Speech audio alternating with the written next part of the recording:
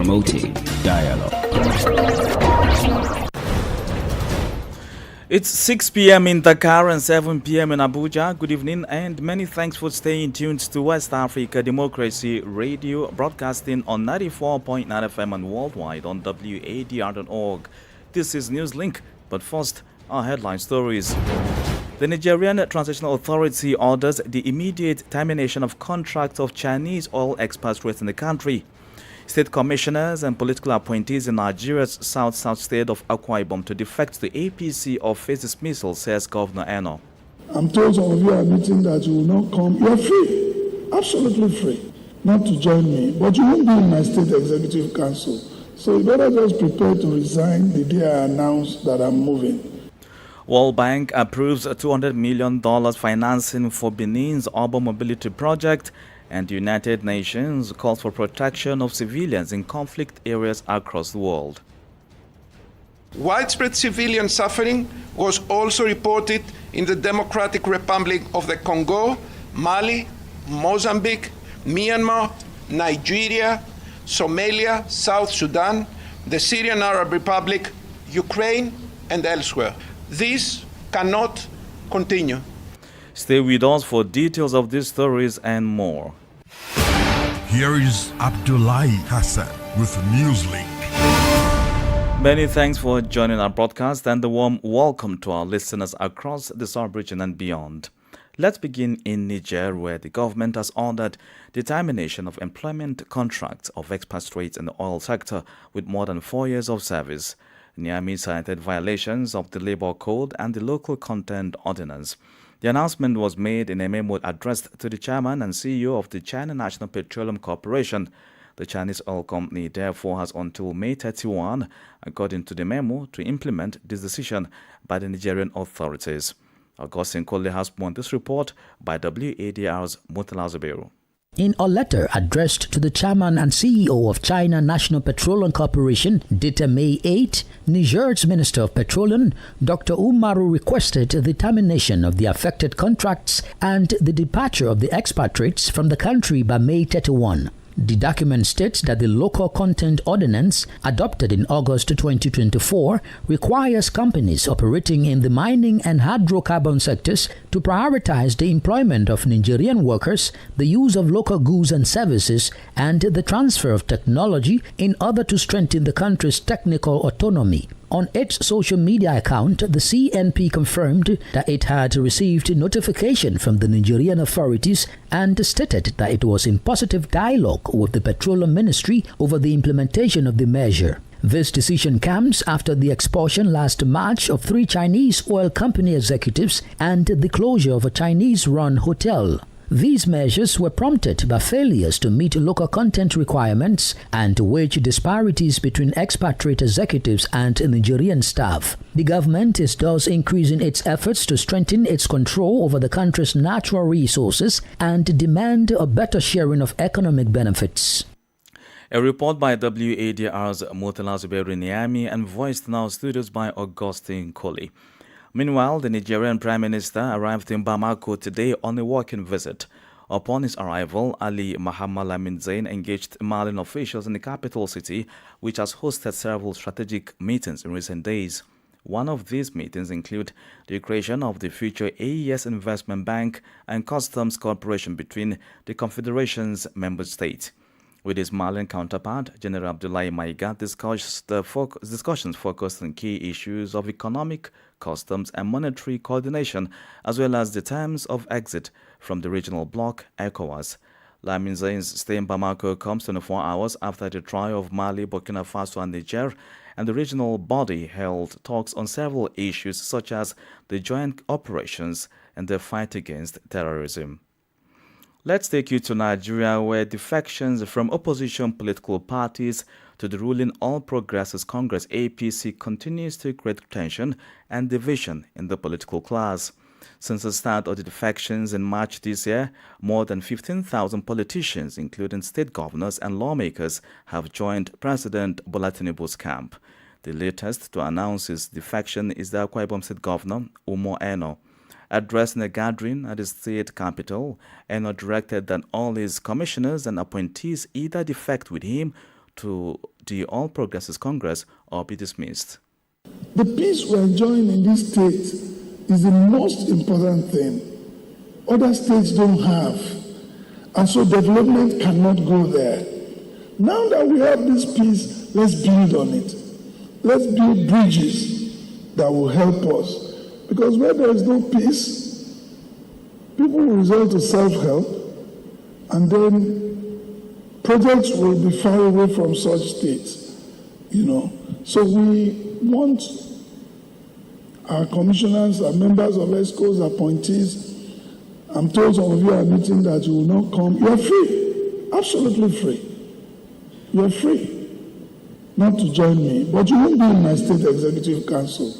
So you better just prepare to resign the day I announce that I'm moving, because you cannot. You are not. You don't hold you are an appointee, and your loyalty is to the appointer. Is that a word? Your loyalty is fully to me. You can't be in my cabinet and play anti-party. It's not possible. So you either choose. It's not a threat. It's the truth. It is what it is. I won't beg you to come. You should normally don't even expect it. Support me. And now says, I can't support you again. Hey, it's fine, you have a right to do so. But the right you don't have is to remain in my cabinet after I leave. Akwa Ibom State Governor Umo Eno speaking there.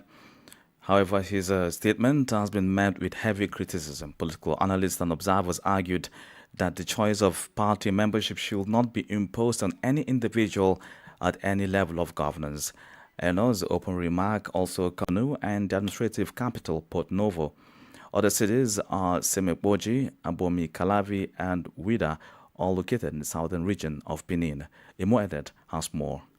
In a statement by the World Bank, the project seeks to develop a safe, inclusive, efficient and climate-resilient urban multimodal system in Benin. The Urban Mobility Initiative also takes into account Cotonou's vision to reduce carbon emissions by promoting the use of electric motorcycles, buses and boats.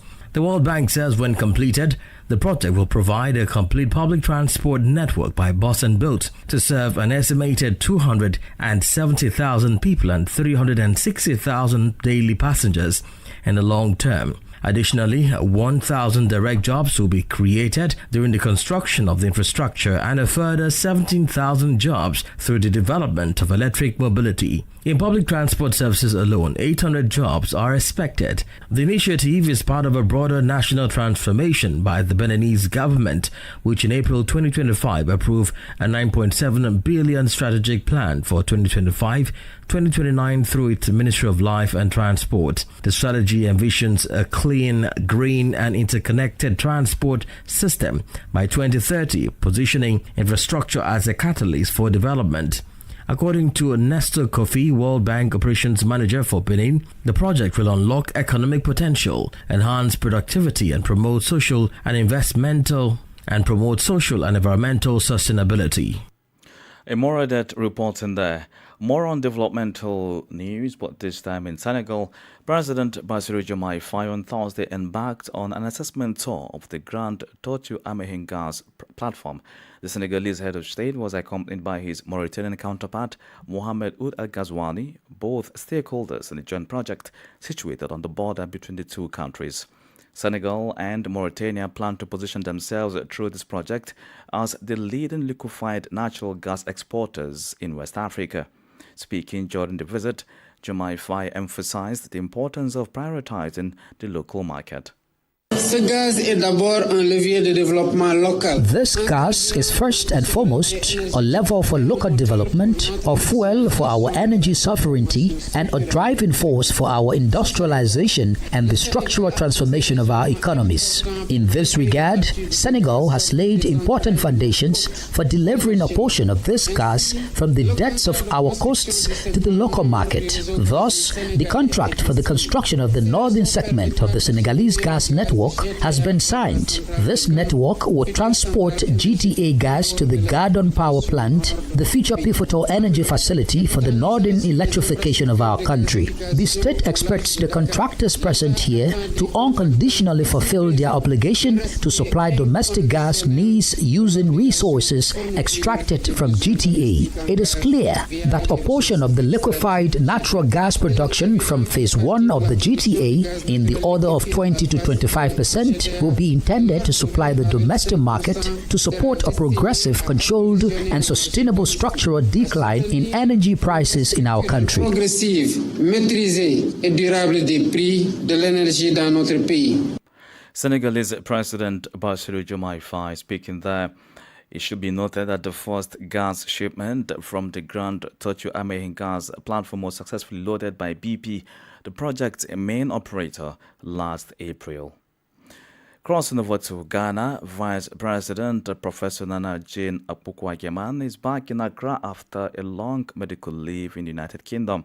She left Ghana in early April due to an unexplained health emergency that required further medical attention. Professor Nana Jane Akpokwa, who returned to Ghana on Thursday, was warmly welcomed by President John Mahama, his wife, and other government officials.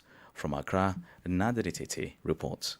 Ghana's Vice President, Professor Nana Jane Akpokwa-Agyemang, is back in the country after an extended medical leave abroad. She arrived on Thursday to a warm reception led by President John Mahama and First Lady Lodina Mahama. Also at the airport were key government officials, including Chief of Staff Julius Debra and the Finance Minister, Dr. Kasiela Toforson. While welcoming her return, the President urged her to ease into her duties and called for better investment in national health infrastructure. I think in all this, it raises the issues of us improving our health care so that we can handle emergencies like this. We built a quintillion hospital, which is the UGMC, but it's still not at the stage where it can handle some of these cases. And so it's a call to duty that we should implement it the way Professor Mills had intended it to be, so that in future emergencies like this can be handled, without us having to fly out. But we're happy to have you. The doctors say you are 20 years younger.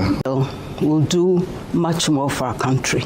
Her return ends weeks of speculation over governor's continuity and is expected to bring renewed energy to the administration's agenda. For WADR, Nadiri Tete, Accra. And just before the break, the Burkinabe Transitional Government has launched the 2025-2026 agricultural campaign by distributing a large quantity of agro-pastoral and fishing equipment to producers.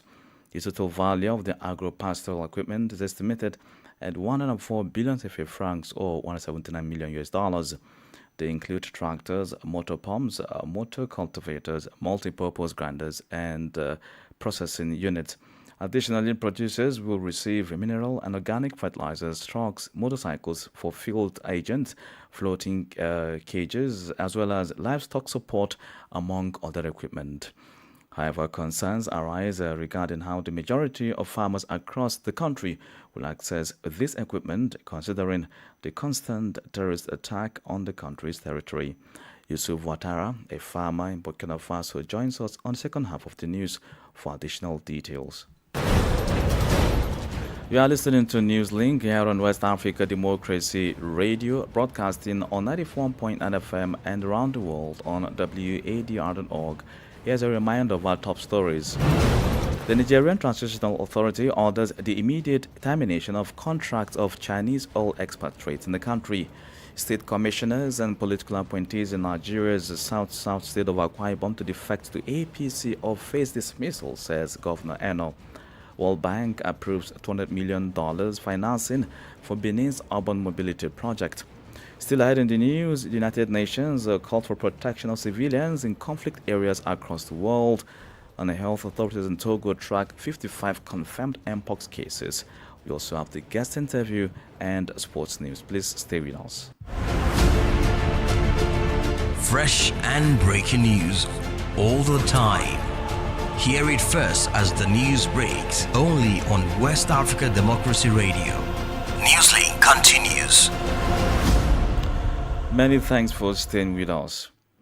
Well, in Togo, the discovery of 3 new confirmed mpox cases has forced health authorities to intensify surveillance and response measures nationwide.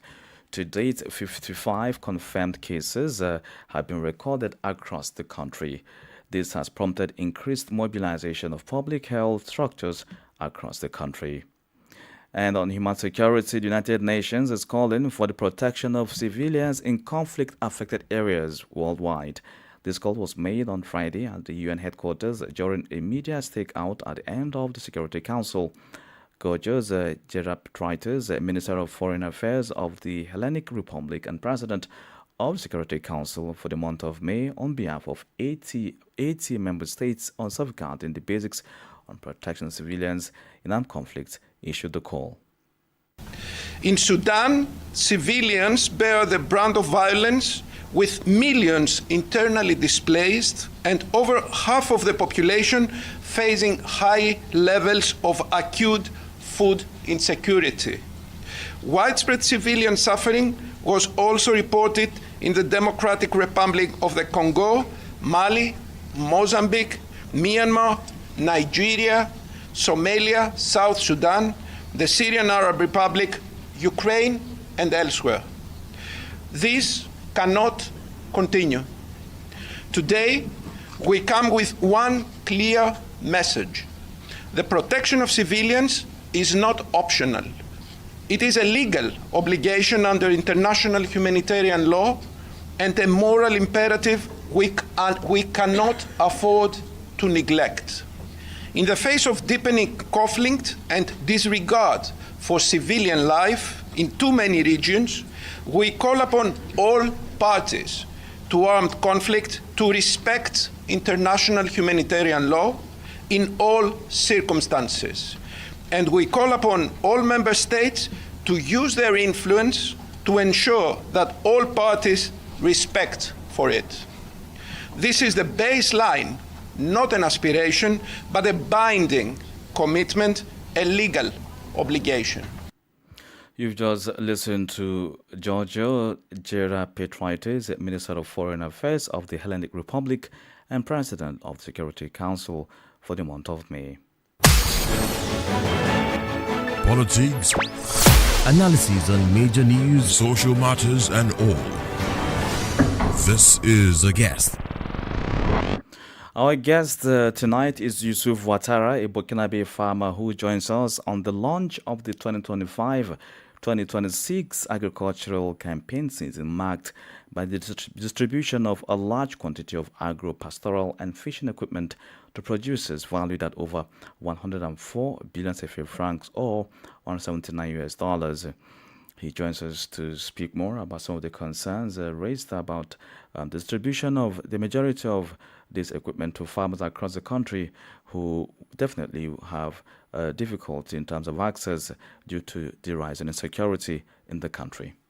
Based on the experience of last year, so farmers who want their land to be plowed, they express a request from local authorities or local services of agriculture. And those services register the demand, and then they will send the machine now in the land and plow the land for farmers. How do you think Burkina Faso can get mass production from these huge equipment being distributed to the farmers when there are fears of terrorist attack, especially on farms and villages? I can tell you that the large part of the suitable land for agriculture are secured. And that's why we have also volunteers in different villages. So the part that insurgent really controls is basically the north region, the Sahel region, but also in the east region. In the east region, you have a lot of thick forests, and most of those forests are conservation forests, like the Arli Park, the Penjari Park, that's cut between Benin,